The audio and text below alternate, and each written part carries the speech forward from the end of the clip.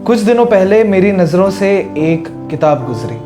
किताब का नाम था अपनों के बीच अजनबी, जिसे लिखा है फरीद खान ने। इस किताब को खोलने के बाद इसके पहले पन्ने पर दो नाम दिखाई दिए।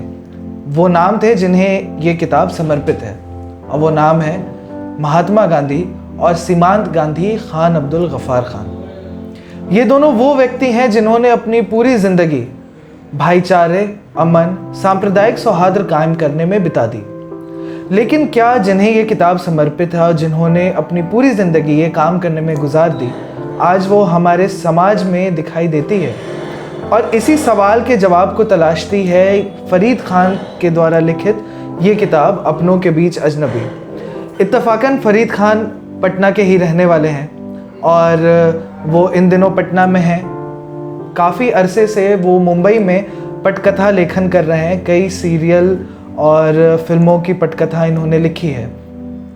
तो आज फरीद खान डेमोक्रेटिक चरखा के ऑफिस में हैं और आज हम लोग ख़ास तौर से इस मौजू को समझने की कोशिश करेंगे कि किस तरीके से पिछले कुछ सालों में या उससे पहले, जैसा कि इस किताब में ये मिलता है लिखा हुआ, कि कई समुदायों की जो मनोवैज्ञानिक स्थिति रही है उनके बारे में हम लोग बातचीत करेंगे और ये जानने की कोशिश करेंगे कि वक्त दर वक्त वो मनोवैज्ञानिक स्थिति कैसे बदली है।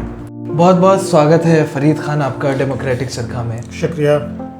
आपने ये जो किताब लिखी अपनों के बीच अजनबी, और कैसे ये ख्याल या यूँ कहें ये पहला हादसा अगर आपके साथ हुआ जिसके बाद आपको लगा कि कहीं ना कहीं जो समुदाय अलग हैं और या जिन्हें अलग करने की कोशिश बार बार की जा रही है, उनके मनोवैज्ञानिक स्थिति पर किस तरीके से बदलाव लगातार देखने को मिल रहा है? मैं यहाँ से अगर शुरू करूँ जहाँ से आपने अपनी बात शुरू की थी कि इसका समर्पण महात्मा गांधी और सीमांत गांधी, सरहदी गांधी, खान अब्दुल गफ्फार खान को जाता है, वो इस वजह से कि इस दौरान मैंने महसूस किया कि धर्म और सांप्रदायिकता ये बिल्कुल दो अलग चीज़ है। महात्मा गांधी धार्मिक थे, उन्होंने हर जगह अपने आप को हिंदू कहा, और खान अब्दुल गफ्फार खान मुसलमान थे और हर जगह उन्होंने अपने आप को मुसलमान कहा। वो दोनों नास्तिक नहीं थे। और आप देखें कि जो सांप्रदायिकता की राजनीति करते थे और करते हैं आज भी, उसने पाकिस्तान बनाने वाले जिन्ना को नहीं मारा, बल्कि महात्मा गांधी को मारा जो राम राम बजते थे। या खान अब्दुल गफ्फार खान जो अफ़गानिस्तान के थे, वहाँ जो सांप्रदायिकता है, जो राजनीति है, उन्होंने उनको खारिज कर दिया और आज तालिबान का वहाँ राज है। ऐसे वक्त में ऐसे लोगों को याद करना, उससे अपने आप को जोड़ना मेरे लिए बहुत ज़रूरी था, जो धार्मिक थे, सांप्रदायिक नहीं थे।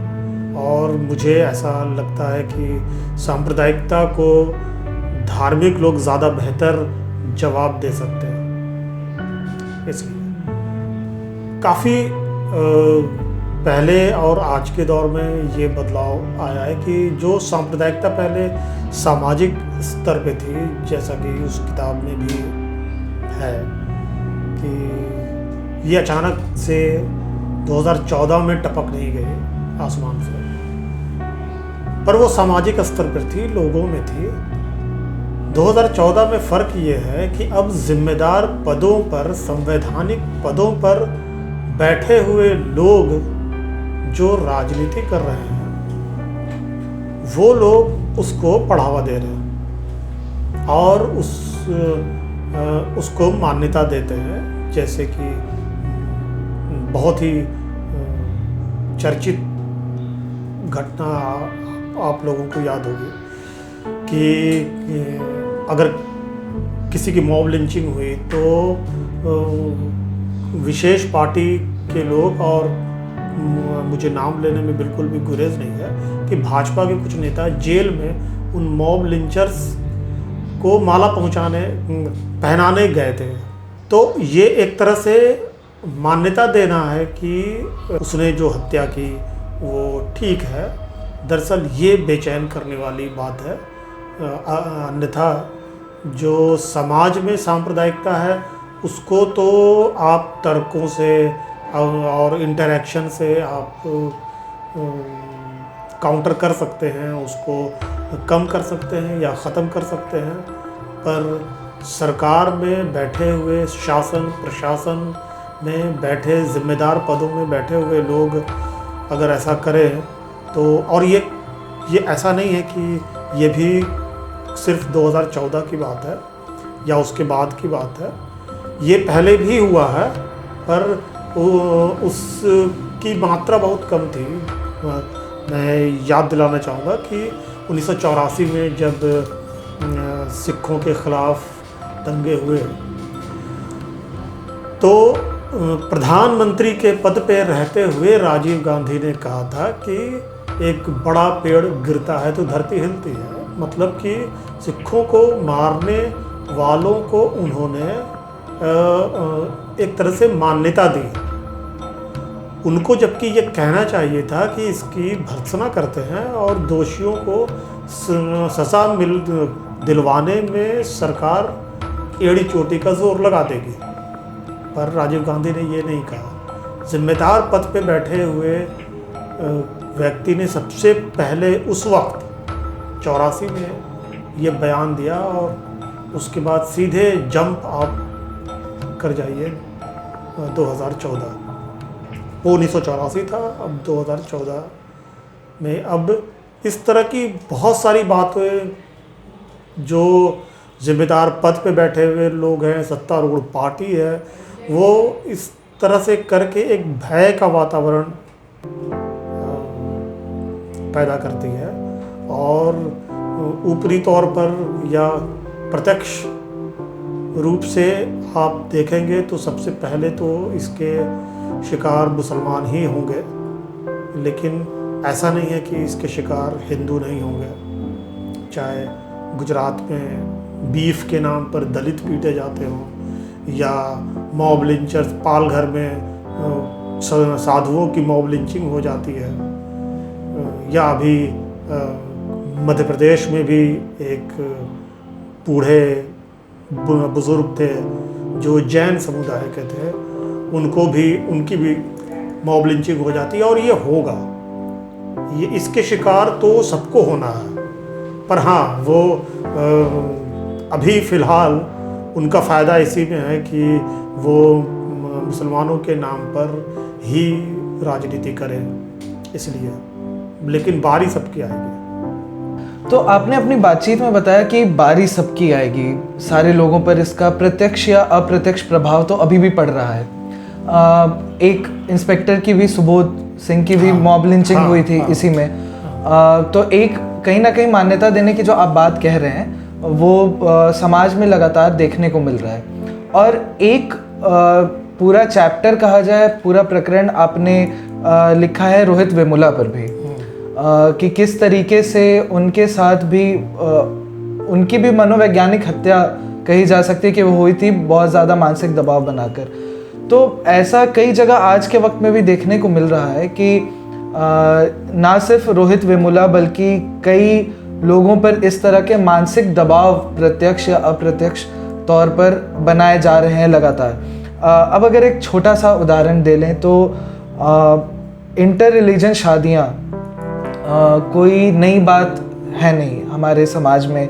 भारतीय परिवेश की अगर बात की जाए तो ये बंटवारे से पहले भी होता था, बंटवारे के बाद भी, और बहुत स्वीकार्य है समाज में ये। यहाँ तक कि हमारे जानने वालों में से हमारे घरों में भी कई लोगों ने ये शादियाँ की हैं।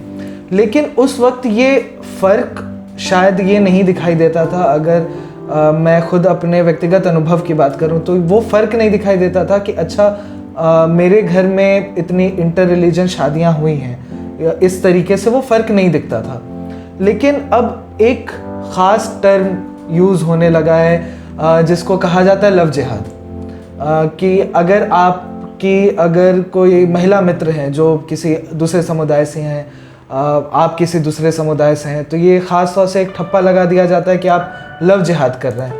पहले ये जिहाद जैसा कोई शब्द था नहीं, लव जिहाद या कुछ इस तरीके का, दिक्कतें पहले भी होती थी। तो क्या कहीं ना कहीं ये एक मानसिक दबाव बनाने की एक पूरा प्रकरण किया जा रहा है कि जो एक पूरा घर वापसी, धर्मांतरण, लव जिहाद की किस तरीके से मानसिक दबाव बनाया जा सके? हाँ, इसमें ये बात ध्यान रखना होगा, जो लव जिहाद का टर्म आया है वो ऐसी शादी के लिए आया है जिसमें लड़का मुसलमान है और लड़की हिंदू है। ऐसी शादी के लिए नहीं आया है कि लड़का हिंदू और लड़की मुसलमान है। हालांकि ऐसी भी शादियां बिल्कुल होती हैं, पर जो लोग इसको प्रमोट कर रहे हैं उनका ये तर्क है कि मुसलमान लड़के हिंदू लड़कियों को फंसा रहे हैं और शादी कर रहे हैं, उनकी ज़िंदगी बर्बाद कर रहे हैं। तो जहाँ तक ज़िंदगी बर्बाद कर रहे हैं वाली बात है, तो हर शादी में चाहे मुसलमान हो, चाहे हिंदू हो, कई उदाहरण हैं और ऐसे सैकड़ों उदाहरण हैं कि उनके रिश्ते टूटे हैं एक ही धर्म, एक ही जाति के होने के बावजूद। जिन लोगों ने विरोध किया शादी का, वो एक ही धर्म, एक ही जाति के होने के बावजूद लव मैरिज का विरोध किया। समस्या ये है कि जो लोग ऐसा कर रहे हैं वो दरअसल लड़कियों की मर्जी से किए जाने वाली शादी का विरोध कर रहे हैं, जिसकी आड़ वो ले रहे हैं कि मुस्लिम लड़के फंसा रहे हैं। ये आड़ है। अल्टीमेटली उनको लड़कियों पर ही अटैक करना होता है, क्योंकि जो लोग ये कर रहे हैं वो लोग जब वो ऑनर किलिंग जब होती है तो उसमें तो धर्म एक ही रहता है। बिल्कुल। लेकिन उन ऑनर किलिंग करने वाले वही लोग हैं जो लव जिहाद की बात कर रहे हैं। वो ऑनर किलिंग जो लोग कर रहे हैं उसमें दंपत्ति हिंदू ही होते हैं। उसमें उनका तर्क गोत्र का है। अब वहाँ वो गोत्र की आड़ में आ जाते हैं, तो हर जगह किसी न किसी आड़ लेकर फाइनली लड़कियों को ही हमला करना है, जिसके बारे में इस किताब में डिटेल में लिखा है कि अच्छा, अब ये लव जिहाद है। अब एक लड़की बेंगलोर में अगर बुर्का पहनकर स्कूल या कॉलेज में आ जाती है, उसको भी मारते हैं, और जो जीन्स पहनती है उसको भी मारते हैं। तो आप जब देखेंगे इस तरह से अपना नज़रिया बदल कर, पर्सपेक्टिव चेंज करके, तो आपको दिखाई देगा कि ये जो एक दूर का लक्ष्य है उनका, वो लड़कियों की मर्जी या उनकी डेमोक्रेसी को कुचलना है। इस किताब को पढ़ने के दौरान एक चीज़ ये महसूस हो रही थी, क्योंकि ये कोई फिक्शन नॉवेल तो है नहीं। ये पूरी तरह से अनुभव है। इसमें एक भी शब्द ऐसा नहीं है, और जहाँ भी मैंने ये लिखा है कि मैंने जवाब नहीं दिया, बल्कि अकेले में मैंने ये सोचा कि मैं ऐसा कर सकता था, कह सकता था, वो भी उसमें लिखा हुआ साफ साफ। बिल्कुल। ये पूरी निजी अनुभवों पर ये किताब है, और वो निजी अनुभव कई और लोगों को भी महसूस होते हैं। किताब को पढ़ने के दौरान लग रहा था कि वो शायद मेरे भी अनुभव हैं जो इस किताब से मिल रहे हैं। कुछ ऐसे ही एक बात आई पर्सनल लॉ की। ये बात अक्सर कहने को सुनने को मिलती है कि मुसलमानों का कानून अलग है, और वो पूरा जिक्र भी आपने अपनी किताब में किया है कि किस तरीके से मुसलमानों का कानून अलग है, क्या मिथक है, क्या सच्चाई है। तो दरअसल क्या आप दर्शकों को क्या इसमें बताना चाहेंगे, जो बार बार कहा जाता है, ख़ासतौर से ये फेसबुक पर होता है सबसे ज़्यादा, जहाँ पे ये कहा जाता है कि तुम लोगों का, और ये जो शब्द है तुम लोग, हम लोग, कि ये कानून अलग है, ये किस तरीके से आप इस चीज़ को देखते हैं? पहले क्या होता है कि ये कहा जाता है कि मुसलमानों का कानून है, देश में एक कानून होना चाहिए। तो इस पर कोई भी मुसलमान सकपका जाता है, क्योंकि पर्सनल लॉ तो है। और वो मुसलमान देश के कानून से अलग भी नहीं होना चाहता है, पर वो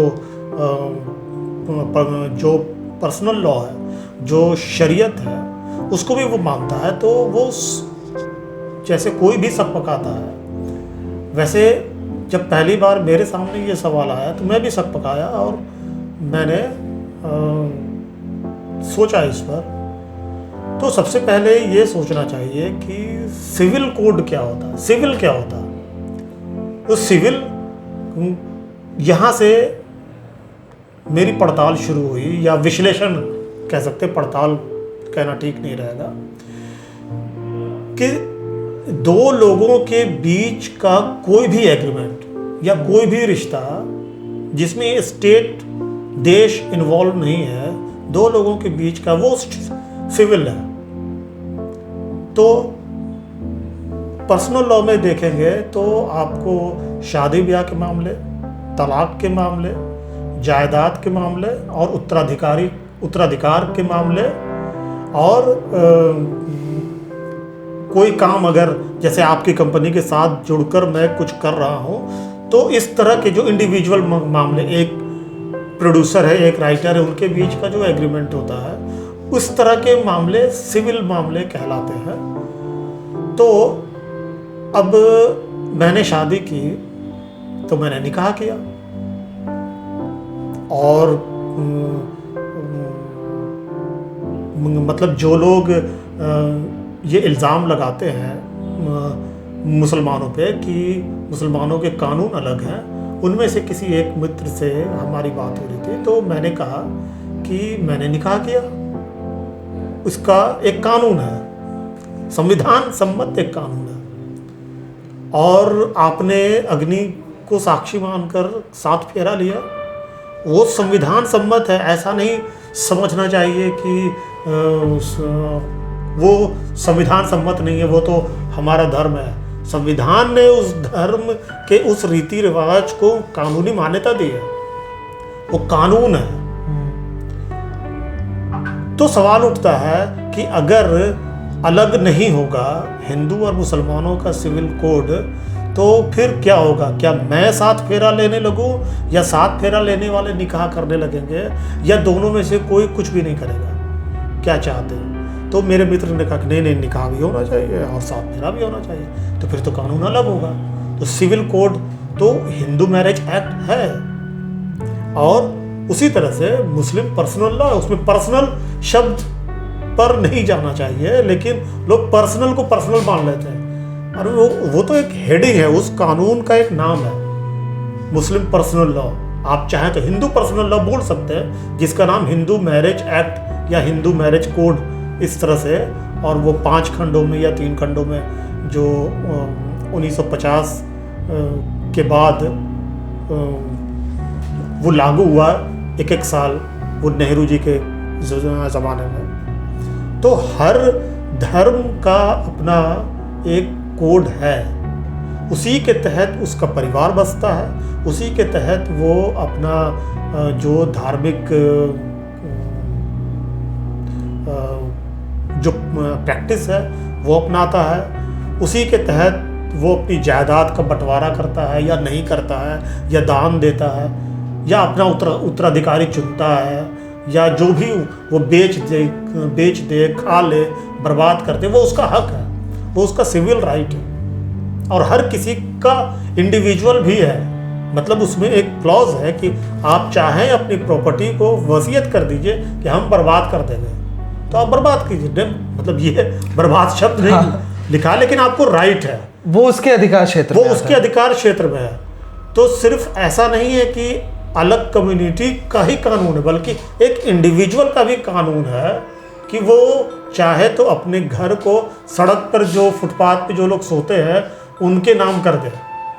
ये उसका कानून है, उसका अपना कानून है। तो ये भ्रम लगातार फैलाया जाता है, जैसे कि लगातार, और इसमें सरकारी मशीनरी लगी हुई है।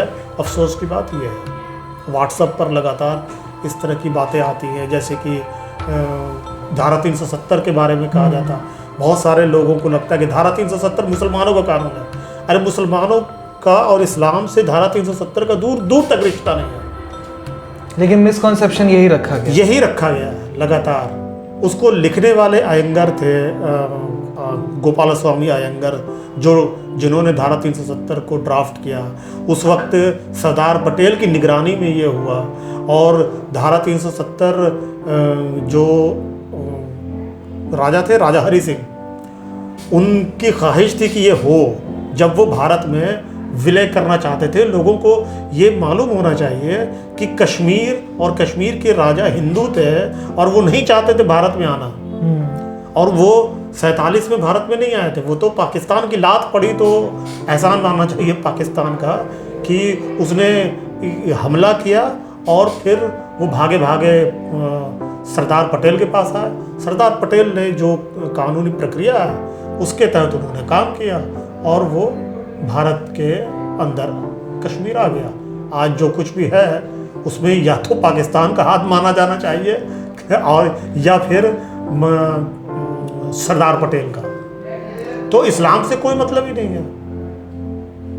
लेकिन अमूमन यही दिखाया जाता है। बिल्कुल बिल्कुल। ये मतलब इस भ्रांति के पीछे पूरा एक मनी पावर इन्वॉल्व है कि इस तरह की भ्रांति फैलाई जाए।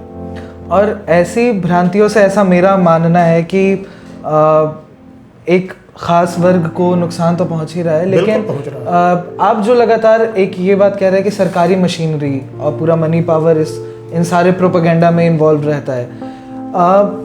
सबसे ज़्यादा मेरा व्यक्तिगत अनुभव ये रहा है कि उन लोगों की स्थिति सबसे ज़्यादा ख़राब हो जाती है जिनका नाम उर्दू है, लेकिन शायद वो किसी धर्म से अपने आप को जोड़कर नहीं रखना चाहते हैं। अगर व्यक्तिगत तौर पे मैं अपनी ही बात कर लूँ तो मेरा नाम आमिर है, वो एक उर्दू नाम है, लेकिन मैं अपने आप को किसी धर्म से जोड़कर नहीं रखना चाहता हूँ, ना किसी भी एक धर्म से। लेकिन कई उसके बाद नाम सुनने के बाद ये बार बार इस बात का एहसास दिलाया जाता है कि नहीं, अगर तुम्हारा नाम उर्दू है या उससे मिलता जुलता भी है तो तुम एक ख़ास धर्म को ही मानने वाले होगे, तुम एक ख़ास रीति रिवाज को मानने वाले होगे, उसी तरीके से रहोगे। और इस किताब की जो भूमिका नसरुद्दीन शाह ने लिखी है, उन्होंने भी ये बात डिटेल में लिखी है, बताई है कि किस तरीके से उन्हें बार बार ये एहसास दिलाया जाता है कि वो मुसलमान हैं, जबकि वो भी अपने आप को किसी धर्म से जोड़कर नहीं देखते हैं। तो आपके किताब में भी ये चीज़ लगातार देखने को मिली है कि कई ऐसे लोगों का जिक्र है इसमें जो अपने आप को किसी धर्म से जोड़कर नहीं देखते हैं, लेकिन उनके ऊपर वो दबाव बनाया जाता है, वो प्रताड़ना दी जाती है इस वजह से क्योंकि उनका नाम उर्दू है। और ये तो अब एक चलन भी हो गया है उर्दू नामों को बदलने का। तो आप इन चीज़ों को अगर आप समय दर समय देखें, शुरू से लेकर आपने 84 की बात किया और कहा कि जंप करते सीधा 14 पे, तो 84 से 14 और उसके बाद के समय को आप इन हिस्सों में कैसे आप देखते हैं? मुझे इस वक्त मंटो का एक प्रसंग याद आ रहा है। मंटो जब बॉम्बे में थे और उस वक्त 47 का जो माहौल था वो आज के दौर से ज़्यादा ख़राब दौर था। तो मंटो डरे हुए थे, दंगे हो रहे थे और बम्बई में भी दंगे हो रहे थे। तो उनके दोस्त श्याम चड्ढा ने कहा कि भाई तुम क्यों डरते हो, तुम थोड़े मुसलमान हो। तो उन्होंने कहा ठीक बोल रहे हो, लेकिन इतना मुसलमान तो हूँ ही कि मारा जा सकूं। तो जो जिसकी तरफ आपका इशारा है उर्दू नाम, उसको सीधे सीधे कहना चाहिए कि मुस्लिम नाम, उसमें कोई दिक्कत नहीं है और वो सच्चाई है। संस्कृति तो नहीं छूट जाती है, हर घर की अपनी एक संस्कृति होती है। अब मैं ईद मनाता हूँ, मैं नास्तिक हूँ लेकिन ईद मनाता हूँ, मैं रोज़े भी रखता हूँ, फिर भी मेरा बिल्कुल भी अकीदा, बिल्कुल भी आस्था नहीं है ईश्वर में, अल्लाह में। इसके बावजूद जो सांस्कृतिक चीज़ें हैं वो तो हैं ही, और इसकी वजह से लोग आपको पहचानेंगे। अब आपका काम है, आपका फ़र्ज़ बनता है कि आप ये बताएं कि ये संस्कृति है हमारे लिए, हमारी आस्था नहीं है, वो हमारा मज़हब नहीं है, और आप पहचानने वाले को रोक नहीं सकते, जो जैसे पहचाने, कोई उसमें मतलब उस पहचान से दिक्कत नहीं है, दिक्कत है नफरत की राजनीति से। बस कोई कुछ भी रहे, कोई मुझे होनोलुलु माने तो मुझे दिक्कत नहीं है। लोग पहचानते हैं, अलग अलग तरीके से लोग पहचानते हैं, उसमें पहचानने में दिक्कत नहीं है। दिक्कत है भेदभाव करने से, दिक्कत है नफरत करने से, और इसका मुखर विरोध होना ही चाहिए। और जिस वक्त महसूस हो रहा है उसी वक्त इसका इनकाउंटर होना चाहिए। ये नहीं होना चाहिए कि इसको लेकर 4-5 दिन तक घुट रहे हैं। इससे निकलना होगा और पूरे आत्मबल के साथ एक हस्तक्षेपकारी भूमिका निभानी चाहिए। बिल्कुल। और जब आप कह रहे हैं कि पहचान से कोई दिक्कत नहीं है बल्कि भेदभाव से दिक्कत है, लेकिन कहीं ना कहीं जब देश के सर्वोच्च पद पर बैठे हुए लोग ही ये कहते हैं कि उन्हें कपड़ों से पहचाना जा सकता है, तो कहीं ना कहीं भेदभाव की ही बात बिल्कुल वो शुरू हो जाती है। वहाँ पर दिक्कत वही है ना कि पूरी सरकारी तंत्र ही इसमें लगा हुआ है। लेकिन आप जिस तरीके से पूरी बात आपने की और अपनी पूरी बात कही, आपने पूरी किताब कही, इसमें अभी बातचीत करने के लिए तो बहुत कुछ है। आपने मिनी पाकिस्तान का भी जिक्र किया है, 3 तलाक का भी जिक्र किया है, बुर्के के पूरे प्रकरण का भी जिक्र किया है जिसमें आपने एक कविता भी लिखी है। लेकिन इसमें मेरी रुचि ये जानने में है, और ख़ास तौर से ये बात ऑडियंस तक भी पहुंचाने में है कि आप जो भी बात कह रहे हैं वो ठीक है, वो ये सारी चीज़ें मौजूद हैं आज के समाज में, या अगर कहा जाए तो 1947, 84, 2014। लेकिन आप फिर इस मुल्क को, इस यहाँ के संविधान को, कानून को आप किस तरीके से देखते हैं, और आपका क्या सपना है कि किस तरीके से होना चाहिए? इस जो मेरी किताब का आखिरी अध्याय भी है कि इतने निराशाजनक माहौल में भी अभी भी मुझे जो इस देश में जो 2 मजबूत चीज़ें हैं उससे मुझे बहुत उम्मीद है। एक है संविधान और एक है यहाँ का बहुसंख्यक समुदाय यानी हिंदू समुदाय। आप देखेंगे कि हिंदू समुदाय जो है वो जो धर्म है वो काफ़ी डेमोक्रेटिक, काफ़ी लोकतांत्रिक धर्म है, और मैंने उसको काफ़ी करीब से इस तरह से देखा है कि मैंने उपनिषद गंगा नाम का एक टीवी सीरीज़ लिखा है, डॉक्टर चंद्र प्रकाश द्विवेदी जिसके डायरेक्टर और राइटर थे, मैं उनका को राइटर था उसमें। तो मुझे उसमें वेदांत, वैदिक दर्शन, पुराण, इतिहास, बहुत सारी चीज़ें जानकारी उसकी मिली, और मैंने महसूस किया कि जितनी फ्लेक्सिबिलिटी हिंदू धर्म और समुदाय में है, जैसे कि कोई ये उठे और कहे कि मैं धर्म को नहीं मानता, तो वो फिर भी वो हिंदू रहता है, या वो कहता है कि नहीं मैं केवल शंकर भगवान की पूजा करता हूँ, मैं किसी और भगवान की पूजा नहीं करता हूँ, तो वो भी हिंदू होता है। और जो कहता है कि मैं सारे भगवान देवी देवताओं को मानता हूँ, वो भी हिंदू है। तो इतना ज़्यादा मतलब एक दूसरे का विरोध करने के बावजूद एक दूसरे के साथ रहते हैं वैचारिक तौर पर, दार्शनिक तौर पर।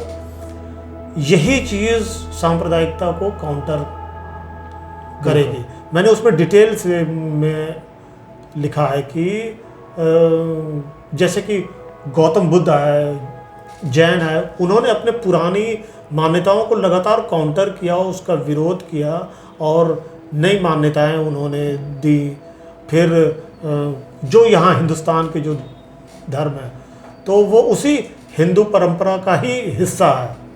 आप उसको जैन धर्म कह सकते हैं, आप उसको बौद्ध धर्म कह सकते हैं, आप उसको सिख धर्म कह सकते हैं, लेकिन वो एक ही धारा का हिस्सा है जो कई बार उसके विद्रोह में भी पनपता है, कई बार उसके विकास के लिए भी पनपता है।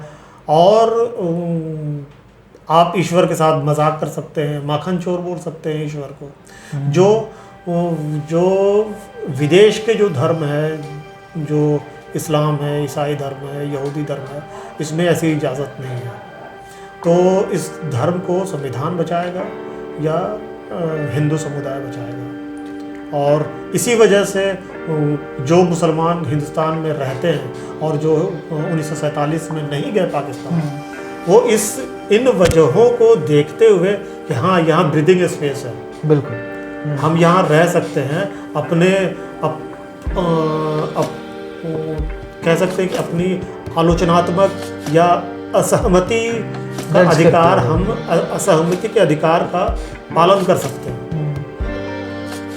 तो सांप्रदायिकता को ये चीज़ आड़े नहीं आती है, इसीलिए सांप्रदायिकता ने सबसे पहले गांधी की हत्या की। और इसी वजह से ये कहना बिल्कुल गलत नहीं होगा कि हिंदू और हिंदुत्व ये दोनों बिल्कुल अलग अलग चीज़ें हैं। हिंदुत्व राजनीति है बिल्कुल, और हिंदू धर्म है, दर्शन है। बिल्कुल।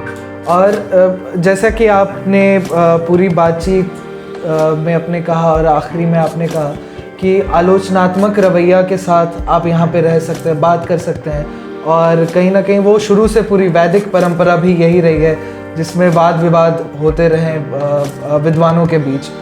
और कहीं ना कहीं शायद आज के समाज में यही आलोचनात्मक रवैया या ब्रीदिंग स्पेस वो कम करने की बात हो रही है। बस एक प्रकरण याद आ रहा है, उसके बाद हम लोग अपनी बातचीत को ख़त्म करेंगे। मेरे पसंदीदा लेखकों में से एक भीष्म साहनी की एक बहुत मशहूर उपन्यास है तमस, जिसमें जब दंगा छिड़ा हुआ होता है और जो गांव वाले हैं वो एक दूसरे से बात करके कह रहे होते हैं कि ये बलवाई, ये हिंदू बलवाई हैं और ये पूरे मुसलमान बलवाई हैं। या अगर उसका प्रथम अध्याय भी देख ले तो पूरे एक मिसकॉन्सेप्शन के साथ ही वो पूरी कहानी ही शुरू होती है।